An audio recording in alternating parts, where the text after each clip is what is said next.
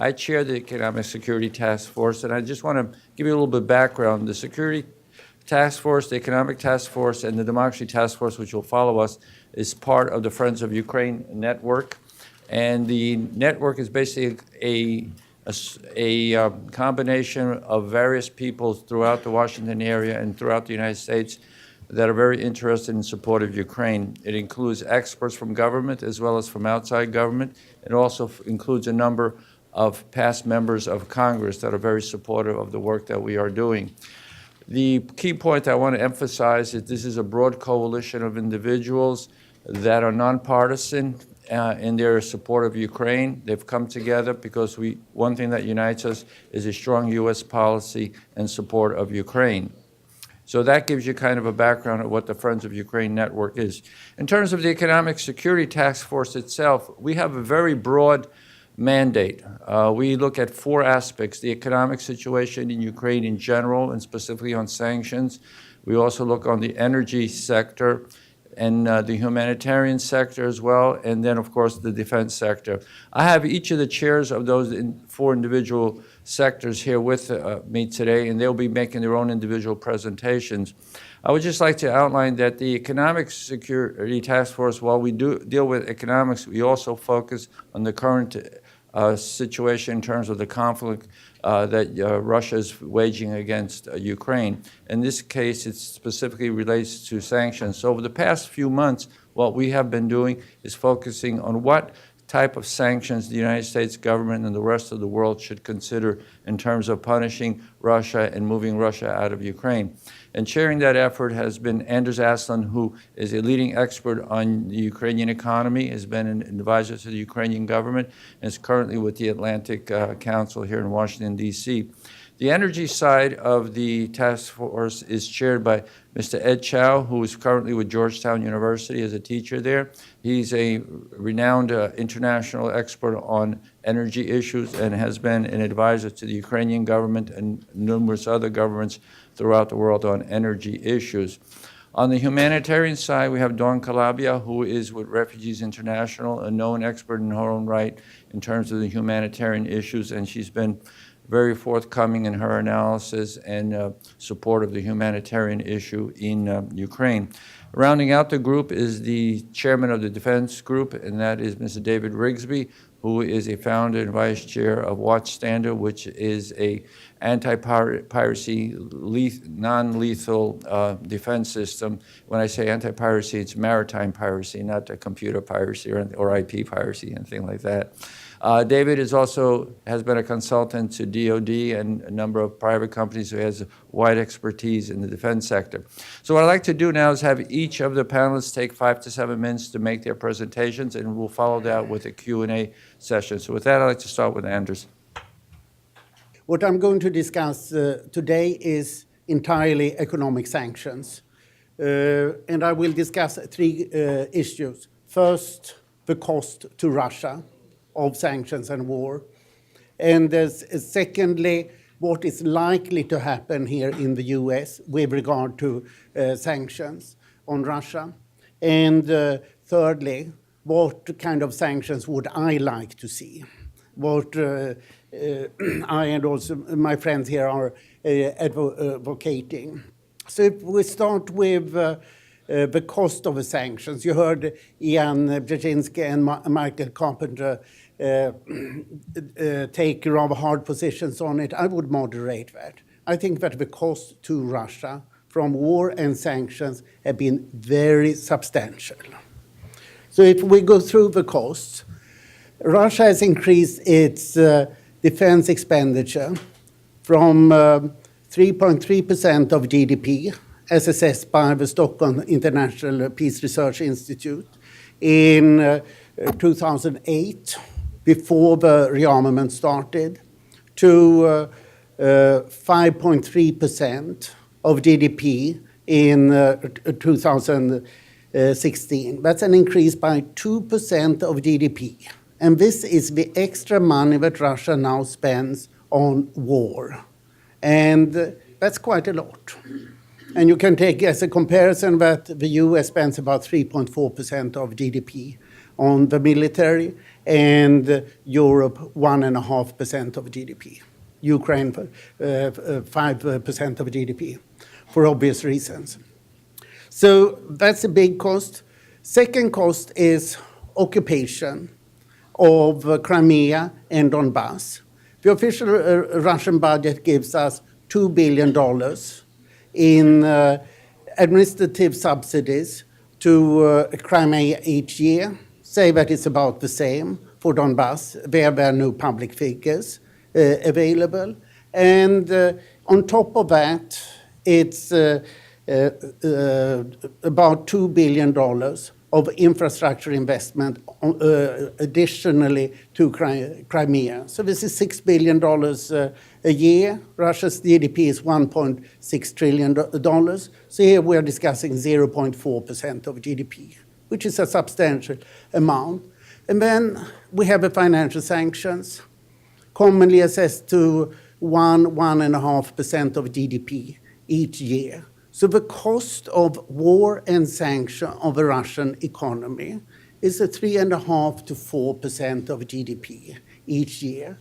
This means that the Russian economy cannot grow as long as Donbass is occupied. Crimea might be a different matter because the most important sanctions are tied to Donbass. And we are now seeing Russia's economy has grown for the last decade by 1% a year on average. It's lousy. The GDP in dollar terms has fallen from $2.2 trillion a decade ago to now $1.6 trillion. So Russia is not going anywhere economically as long as it's in war and the sanctions continue. So what will happen with the sanctions? It was rightly pointed out in the previous sessions that the sanctions are not going away. Sanctions are firm, and this is true for both the European and the US sanction. Our concern is that the sanctions are not moving ahead. It was, of course, a disgrace this last round. I wrote, as Stephen Blank kindly cited, too little and too late about the last round of sanctions. Almost 4 months after the Kerch incident, we see very light sanctions. So why were the sanctions so soft? 2 reasons. One is that last year, the Trump administration ignored to coordinate with their allies. If you don't coordinate with your allies, the allies are not ready to follow you. So therefore, this time around, the idea was to unite and come back together.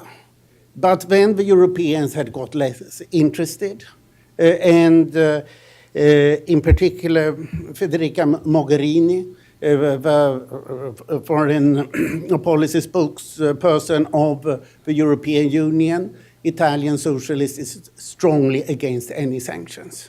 So this was all that they could get past her. So it's not Italy as a country, it's Mogherini as a person who's the real blockage. And we are not likely to see much more coming out of Europe as long as she's there. The good news is that she will be gone by June. The bad news is that somebody similar might pop up because the Italian government is not very good. The big hope here is the Congress. So we are all waiting here for the Mueller report.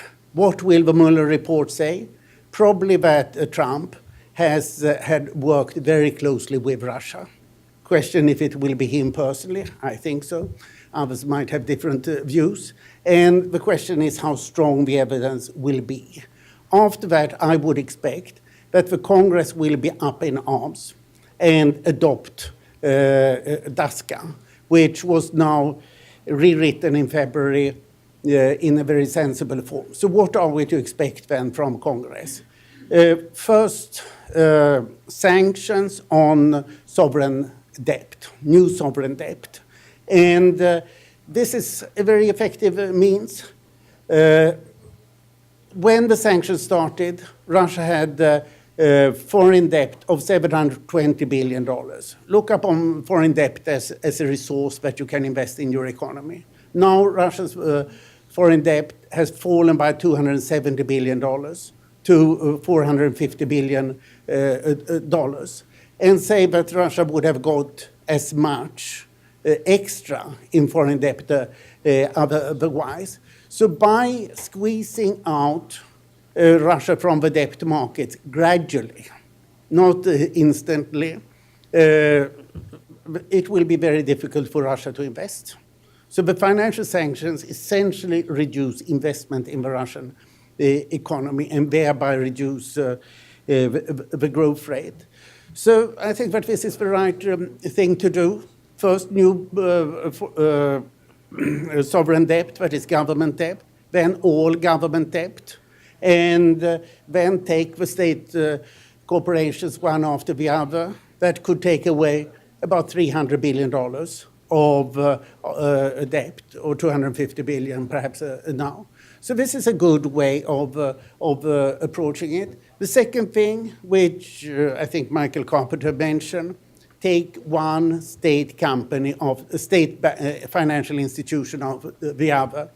My favorite here is Vneshekonom Bank, which owns Prominvest Bank, for example, in Ukraine. Why? Get rid of it. And the second is a Russia Direct Investment Fund, which is another of Putin's slush funds. A third, Promstyas Bank, which is now just a bank for sanctioned companies.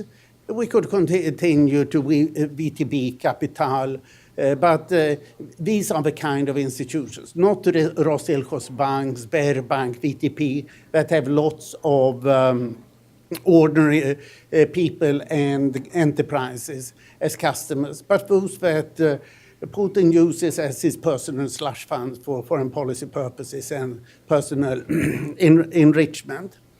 And then something very interesting, that Putin's net wealth should be assessed by the intelligence agencies. My personal assessment is that Putin has enriched himself to the tune of $100 to $160 billion. And this money is held in anonymous companies abroad. We know quite a bit about it thanks to the Panama Papers, both how they are gathered and how they are being held. So this is the big thing that should come out. With regard to energy investment, energy sanctions, I'll leave that to Ed, but I don't think that there will be much of that. It's financial sanctions that are important, because the total Russian holdings abroad are about $800 billion. And this is held secretly. A fair guess is that it's held by Putin and his cronies. And then we're coming over to people. I think it's very important to sanction people.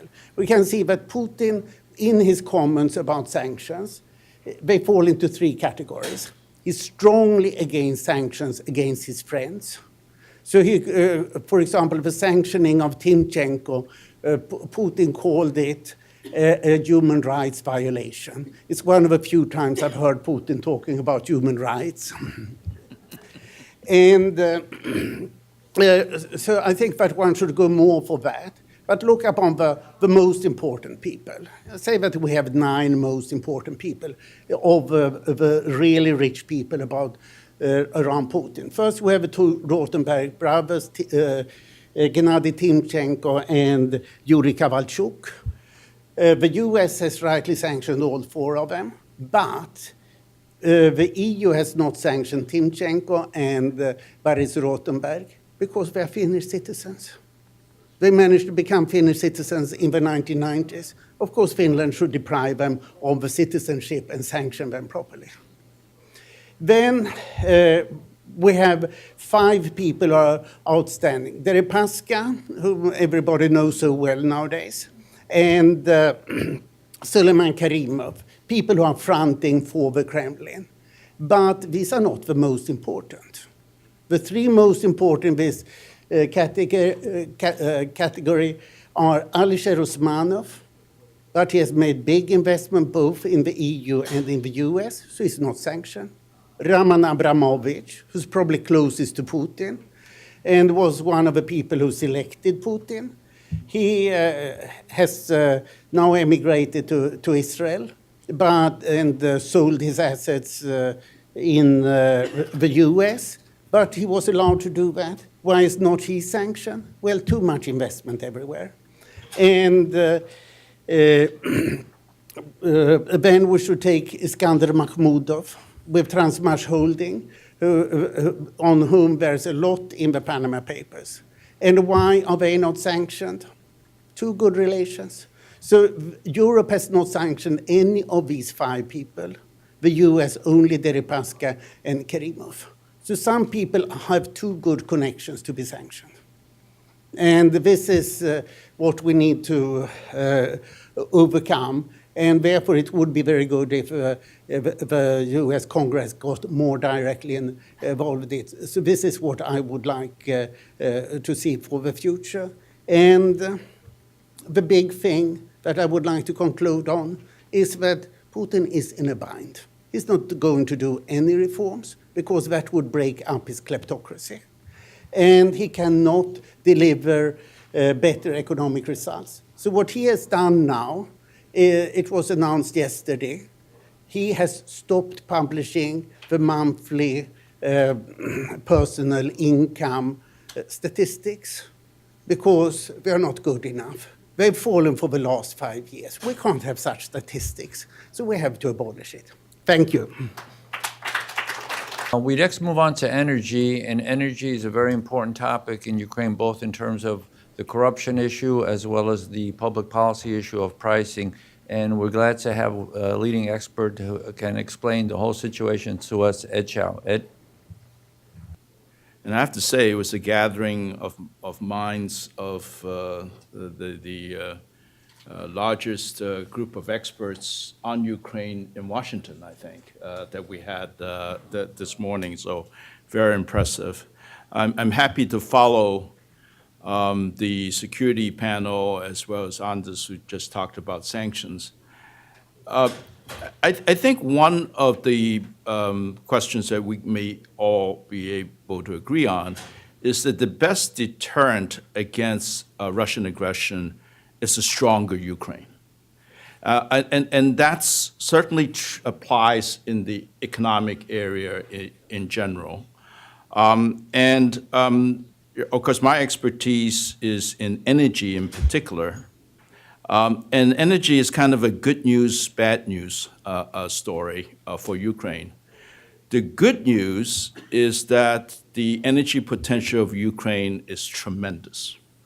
And it always have been for the last 20-some years. After independence was so before that. The bad news, of course, is that that potential hasn't been tapped up until now. And the reasons are quite simple. You all know better than I do that it's kind of hard to think of a great fortune made in Ukraine in the 1990s that is not connected to energy corruption in some form or another.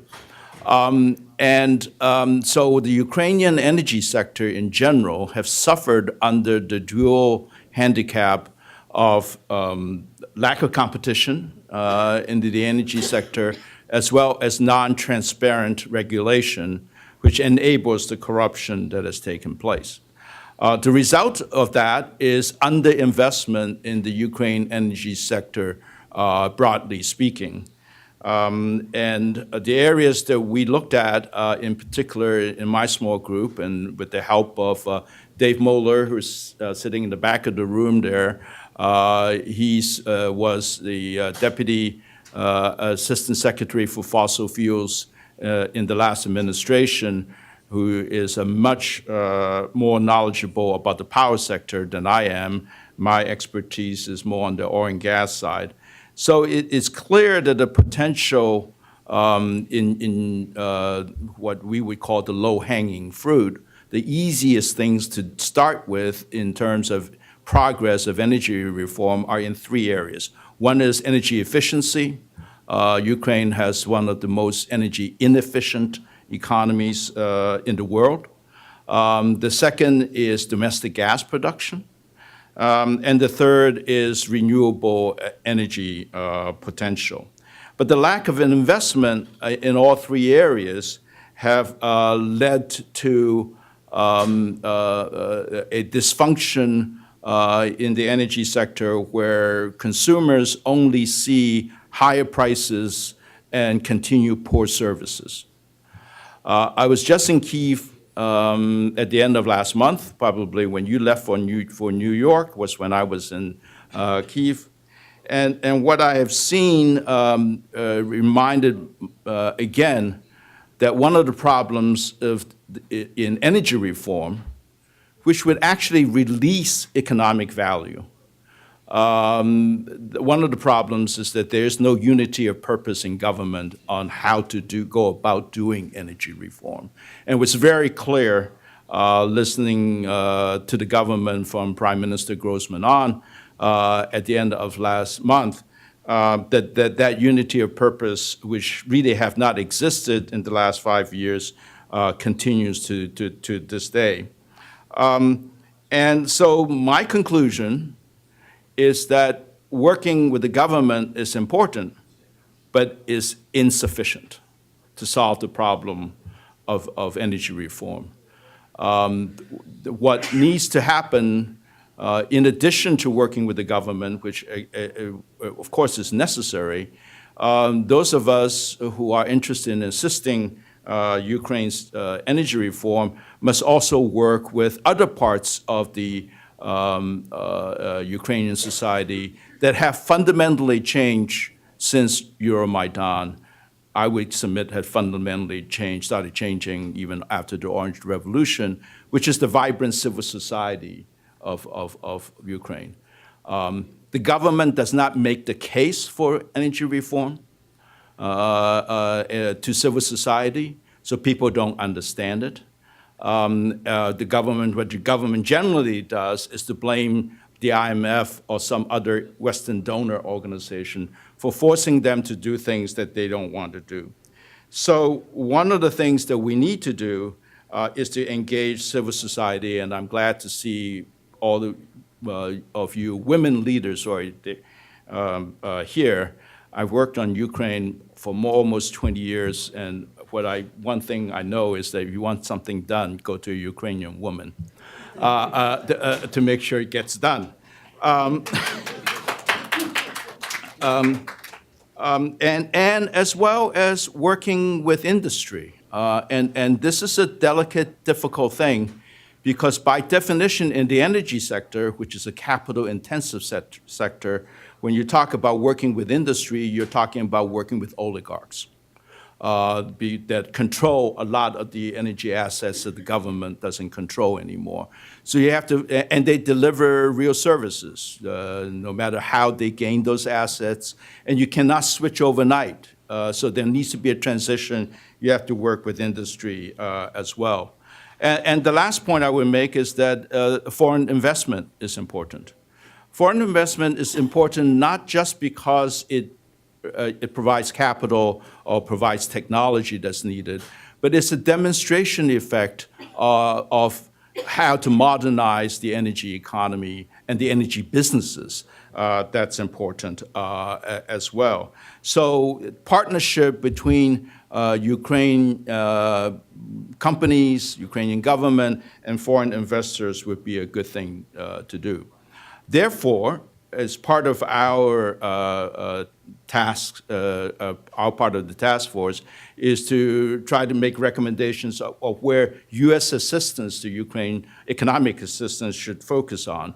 And I would, again, just underscore that our government, because their counterparties are generally governments, spend a lot of time talking to government, but we've seen in 20-some years that talking to the Ukrainian government, whichever government, is really insufficient. And so there needs to be a much better, a greater effort on the part of the donor community to engage civil society in making the case to understand why energy reform is necessary, what would be the benefits long-term of energy reform might be, and ask civil society to help monitor the government's performance as well as to support that.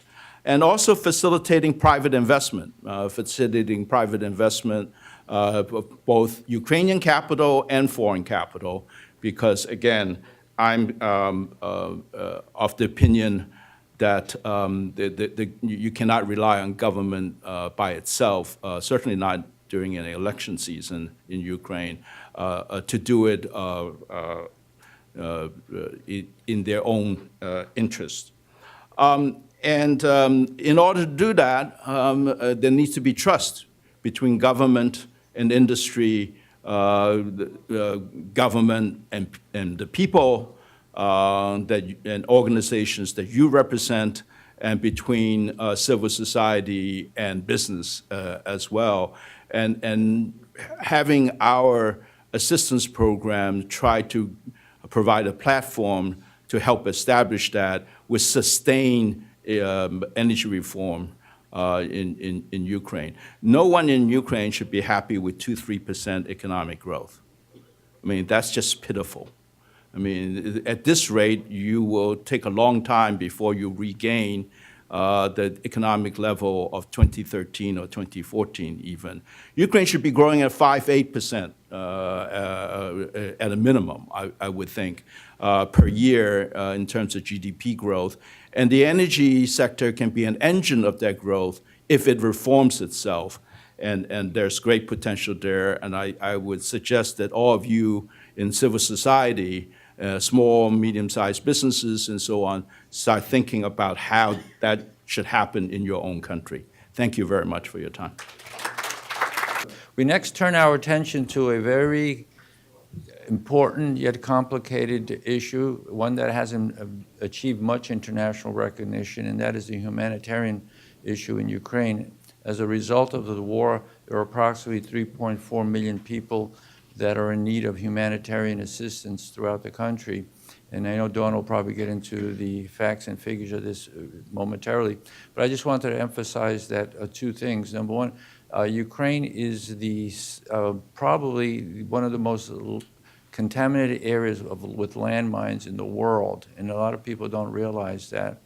And along the contact group line between the government-controlled and non-government controlled areas, passage of people on a monthly basis, something like 1.1 million, and these people have to go through areas that are very heavily contaminated with landmines, and this includes a lot of older people, obviously. The other thing I want to emphasize, and I think Dawn will probably get into this, is that the international community has not met its obligations in terms of the financing that they foresaw donating to this effort. So the humanitarian issue is a real issue in Ukraine.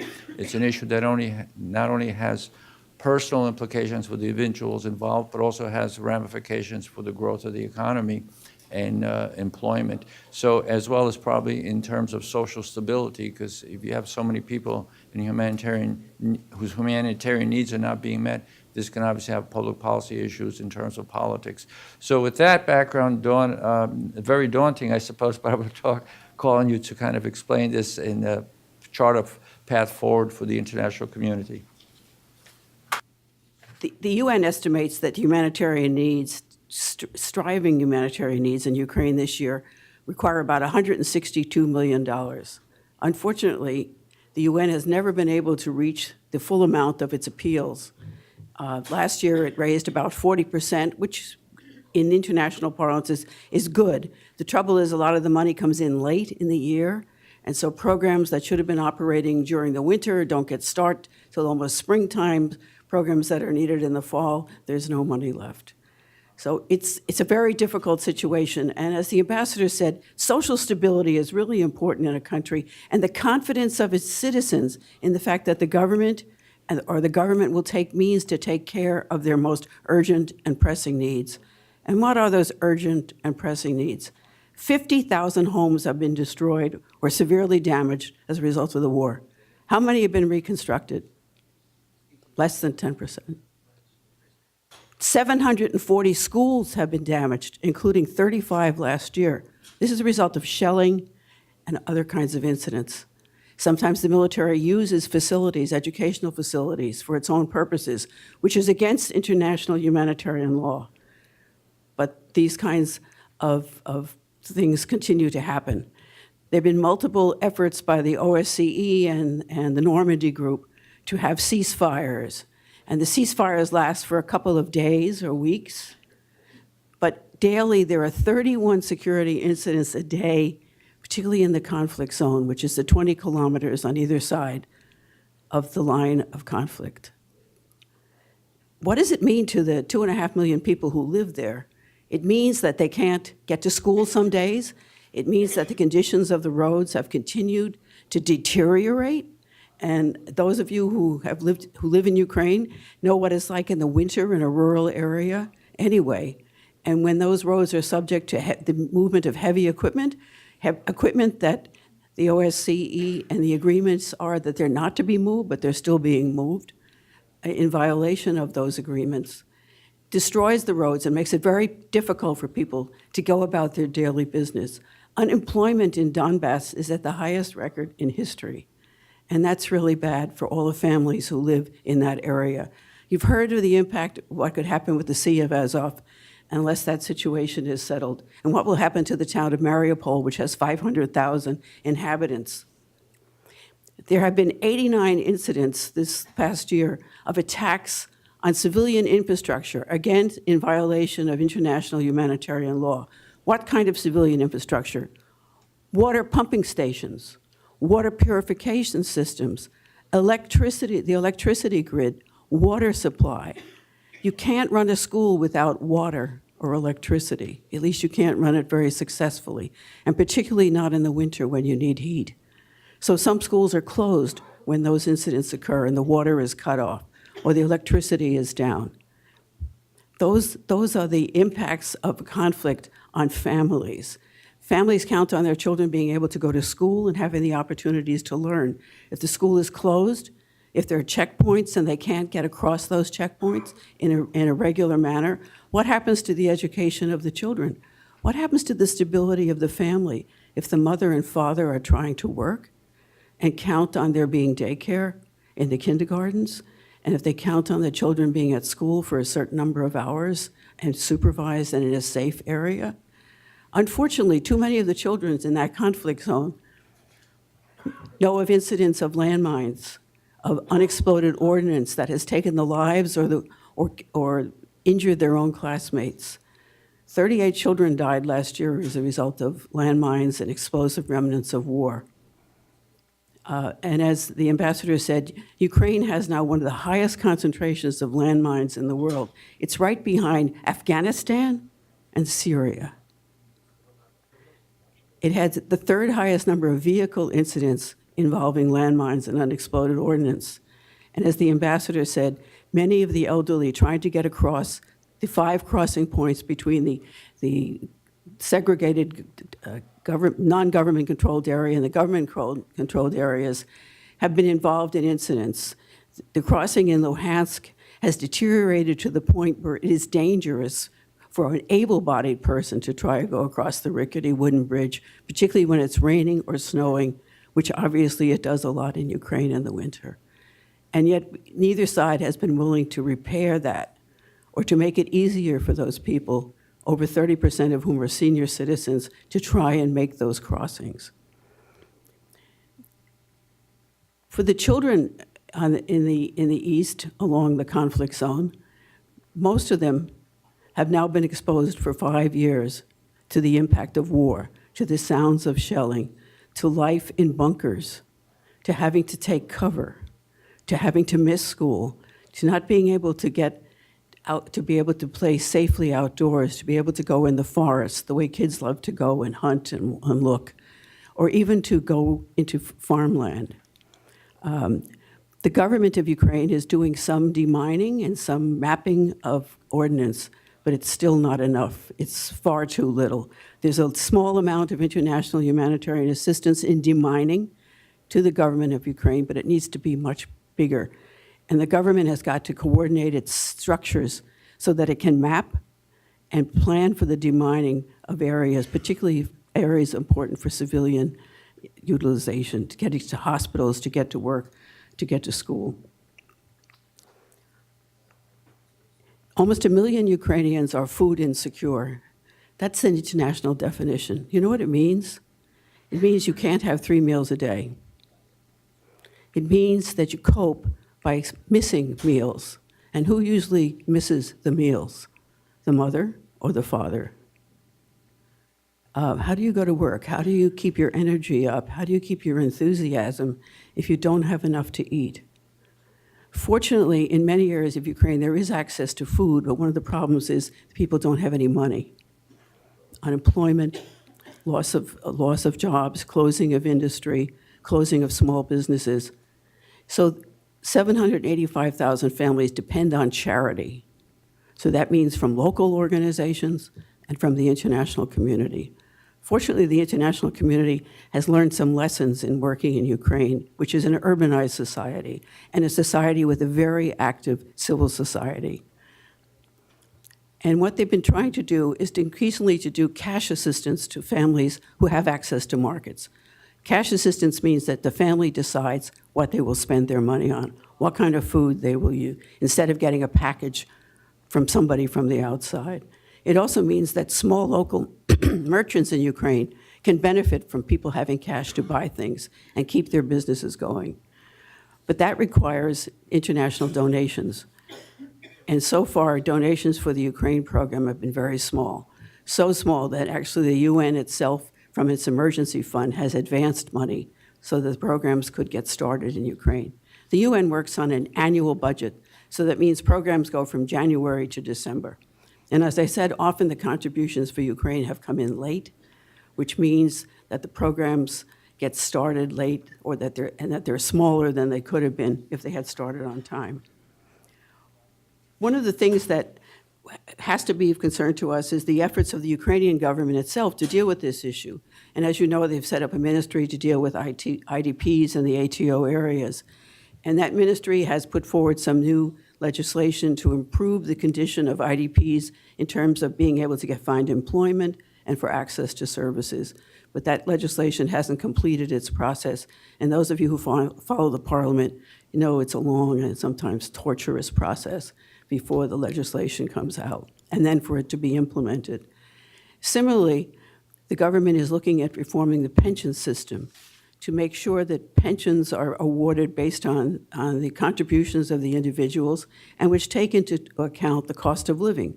And as you know, there's been inflation in Ukraine, which has meant some of the pensions, particularly for the elderly, extremely small and insufficient to live on. So that's good news, that there is look at the pension reform system and that there's more attention being paid to making it possible for some of the 1.5 million internally displaced people to have better access to jobs, to make IDP veterans from the war access to social housing. And obviously, social housing is one of the biggest needs in Ukraine. And those of you who have lived and worked in civil society there know that the conditions, particularly for the disabled and orphans, are extremely difficult. So how does this all fit into the whole question of the economy and the domestic scene? We believe really strongly the U.S. here should also play a leadership role. Often in questions of humanitarian assistance, the United States is the single largest donor. But what it watches very carefully, and particularly under this administration, is to make sure that the U.S. isn't giving more than the EU. And so sometimes it's a tit for tat. We'll give 5, will you give 5? We'll give 4, will you give 4? And this is people's lives that are at stake. We think that the U.S. could be doing much more in this regard. The U.S. has a humanitarian budget last year of $7 billion. Now, obviously, there are a lot of displaced people around the world. There are 15 million refugees. And the U.S. is responding to a lot of different needs, just as other developed countries and the EU, in addition, are responding. At the same time, in Ukraine, your money can go really far. And you have a civil society that's willing and able to implement programs and knows how to operate on the ground.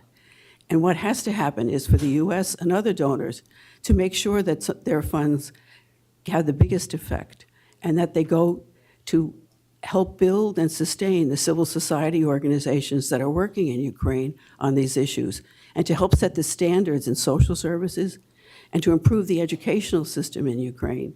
Also, particularly for the needs for vocational training and for the rehabilitation of veterans and the victims of landmines, so that they have a way to have a useful and productive role in the society. And that the confidence in the government and the government's willingness to respond to the needs of people in need, to increase and fix the pension system, to follow the Supreme Court in granting pensions to the elderly wherever they reside in Ukraine, would make a substantial difference. I hope that with your efforts, working with the U.S.-Ukraine Foundation and with your own organizations, we can convince the United States to work to get greater leadership in responding to these humanitarian needs, particularly to trying to make it safer for children to get to school, for businesses to operate in the community, and for there to be transport for the people, particularly in the conflict zone, to be able to access services. With those things happening, we can ensure that things are a little bit better for those people. Even if we can't bring about the end of the war immediately, we can improve the response, and the U.S. can press other governments to do so as well. And thank you very much. This task force's effort is to bring the humanitarian issue to the fore of the American public as well as to the consciousness of the rest of the international community, and thereby stimulate greater assistance on the part of the United States as well as the international community. So thank you, Dawn. We next move on to David Rigsby, who will give an outline of the Defense Group initiative regarding the defense sector in Ukraine. As you all know, there's a public sector and a private sector in Ukraine in the defense sector. And what we're trying to do through this task force is try to facilitate the growth of the private sector by making it more efficient in terms of investment coming in. And it's working with the public sector as well as it's working with the military. So with that background, I'd like to call upon David to give his presentation. My request is I'd like for the women from Ukraine that came all the way over here to please stand up. I've got two things to tell them. Please, I want to see who you are. Thank you so much. First statement, you heard a bunch of people talk about security. And I want to tell you, when you think security, it's you guys, not us guys. You have to come up with what you need, what you want, what will work. A lot of times, people come over and tell you what we think you need. Oh, you need some of this, you need some of that. Closer to the mic, please. Not necessarily, how's this? It's my first time, like I said. So part of what we're going to talk about in a little bit is how we might get better acquainted with what Ukraine, you people, and the Ukrainian military and the private defense sector actually need and what they can do. And my last statement before I get on to it is, I'm sure all of you think, well, defense, what's that got to do with me? I'm a lawyer, I do software, I do whatever you all do. 4 of the 5 major defense companies in the United States are led by women. Did you know that? Some of you sitting here today, who knows? 20 years, 15 years? Maybe you'll be running some of the big companies in Ukraine. Okay, now to the nubbin of it. I've listened, as you all have earlier today, to the security opinions of a lot of people on how Ukraine should actually benefit from Western assistance. And I've got a different opinion on it. I've suggested to different people on the U.S. side that we request more input from Ukraine. The military, the software people, the companies that are working in the technologies that may have military applications. What is it you need? What's happening out on the line of contact in the East? What's hurting you? What are they shooting at you? How are they jamming your communications? You hear people say, oh, you need jets. Yeah, but it'd be nice to be able to talk to each other down there when the Russians jam your communications. Maybe you can produce technology that'll be available for sale. So what we're suggesting to the United States side is that some of the monies and assistance be made available to organize Ukrainian discussion groups consisting of what we call the stakeholders in the private defense sector in Ukraine. And that's a growing sector for you all. You may not realize it, but about 60% of your defense requirements are met internally by private defense companies, not Ukroobоронпром. First time I've ever said that right. So what we're suggesting is that we do a pilot program where we get Ukrainian military people, Ukrainian politicians, Ukrainian people in these private companies. We sit them down and we get into discussion groups. What are the problems you're facing? What's actually hurting you today? And what can Ukraine actually provide? For example, people talk about the Javelin missiles, and it's a very good system. It has what's called a dual warhead. The first warhead explodes against the reactive armor on a tank, neutralizes that, and then the second warhead actually penetrates the tank and ruins the day of everybody inside it. But what's not known is Ukraine actually has a similar missile that they sell internationally. Would it be better to buy or use some of our funds to allow you to buy your own product and reinforce that defense sector? I actually think so. I think that'd be a much better way to do it. Why should we develop software over here that you guys are completely capable of doing yourselves, and sometimes doing it better? Things like artificial intelligence, leveraging commercial off-the-shelf technology, getting things that are actually cheaper. Think outside the box. A lot of people talk about Ukraine's coastal defense problems. Oh, we need radars. A good military radar is $100,000, maybe more, maybe $500, depending on what you're doing. That takes a big bite out of your assistance money. Commercial radars that cost $4,000 are about as good. Maybe you'd be better off using your software strengths to leverage that capability and save money and extend your resources. So I'm going to wind up, and this is the shortest presentation of all, by saying, I need your help. We have a white paper on this. I'm happy to send the white paper to anybody on how we think we can do it. And we need for people in Ukraine, not our experts, but the people in Ukraine to say, this works, this is what we need, this won't work, or even you're out of your mind, forget it. So when we're done with this and done with the Q&A session and everything, if you'd like to know more, drop by and we'll see if we can't get paperwork moving back and forth. That's it. Thank you for being my first audience.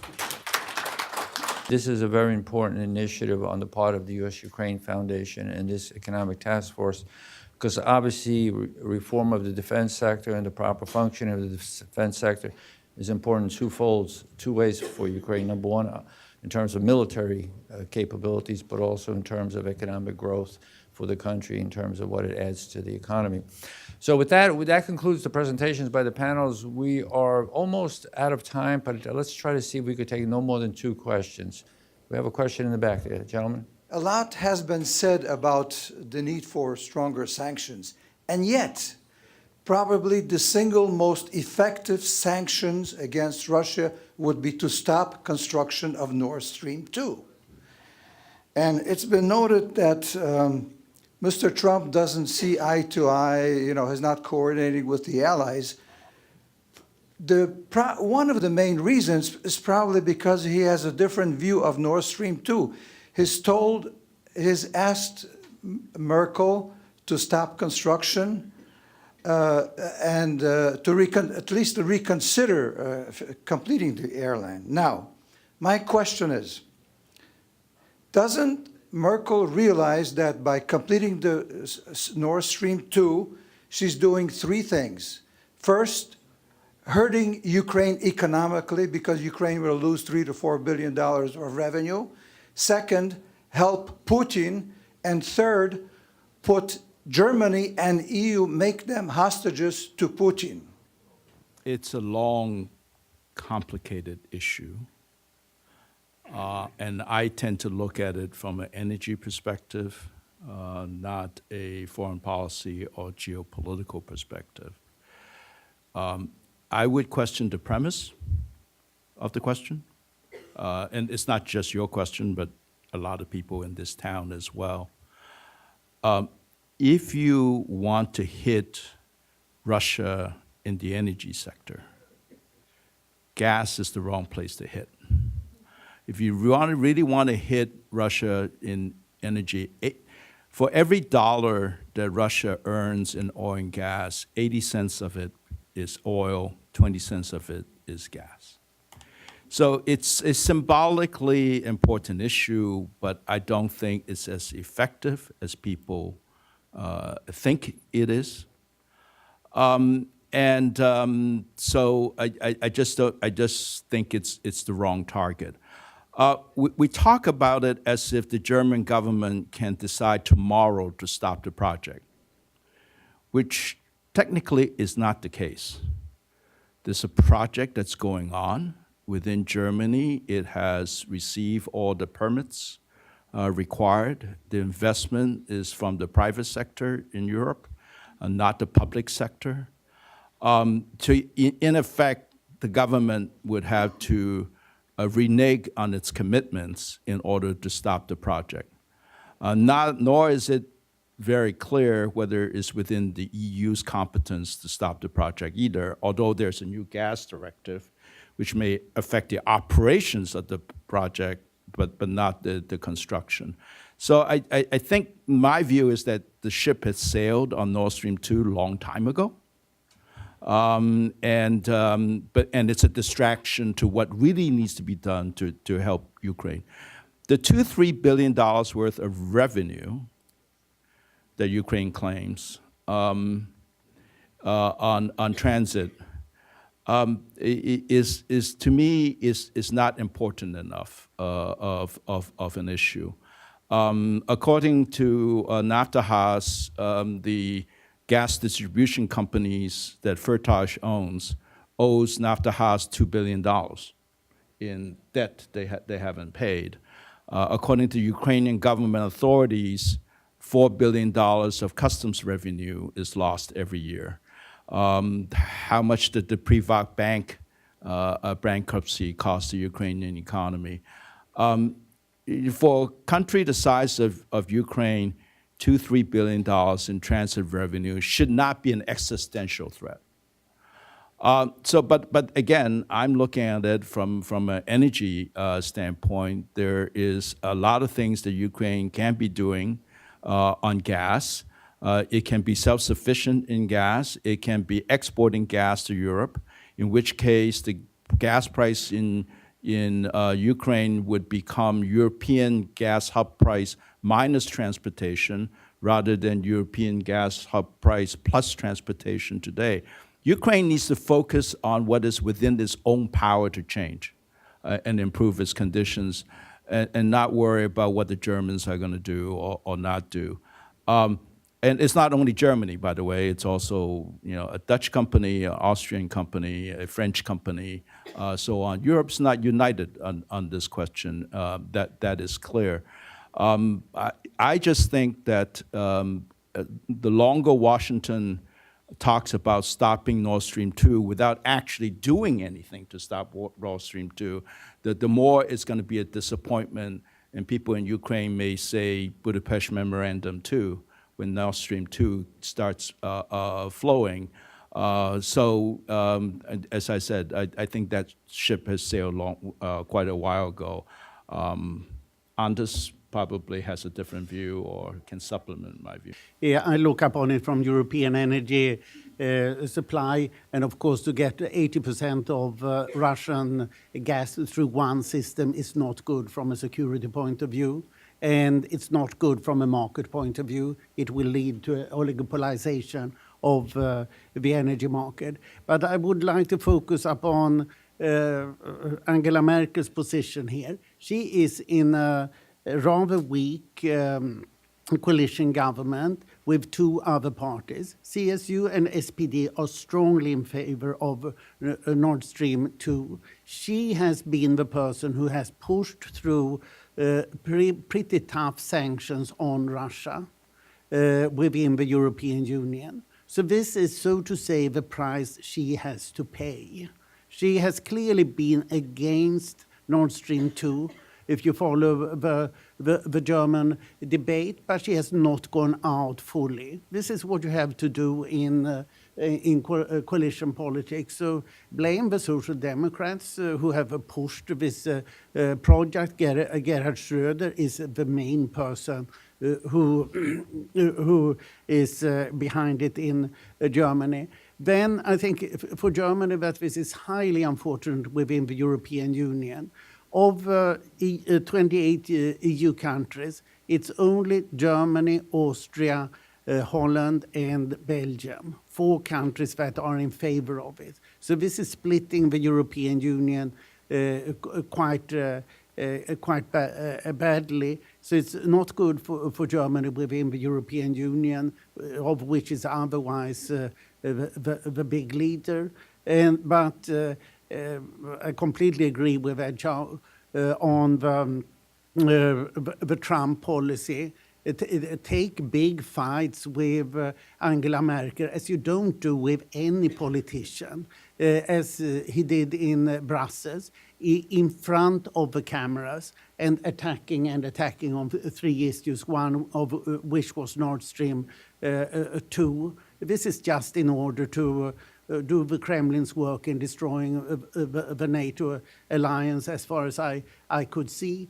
And as Ed very rightly pointed out, he has not undertaken any measure to sanction Nord Stream 2. But having said that, it's quite difficult to sanction Nord Stream 2. How do you do it? You sanction a lot of European subcontractors and really cause a lot of trouble. One idea has been to sanction Nord Stream 2 headquarters in Zug. The answer is it will be quickly reconstituted somewhere else. So that's not effective.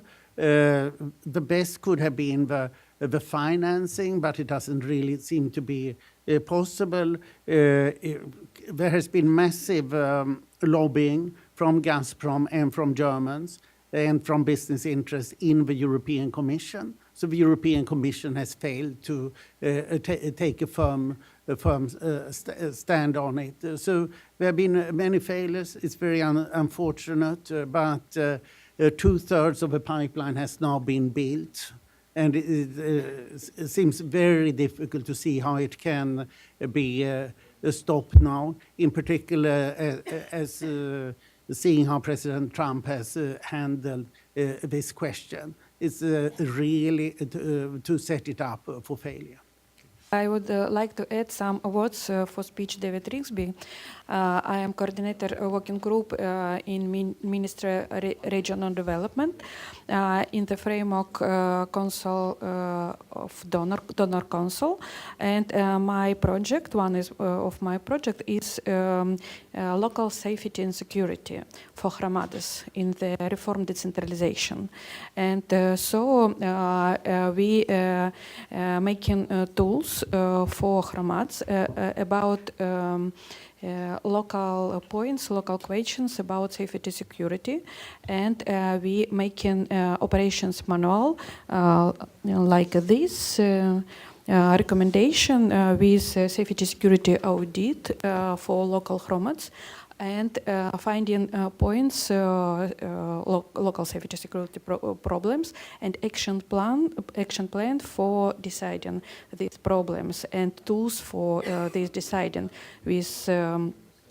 financial tools, with different tools from different ministries.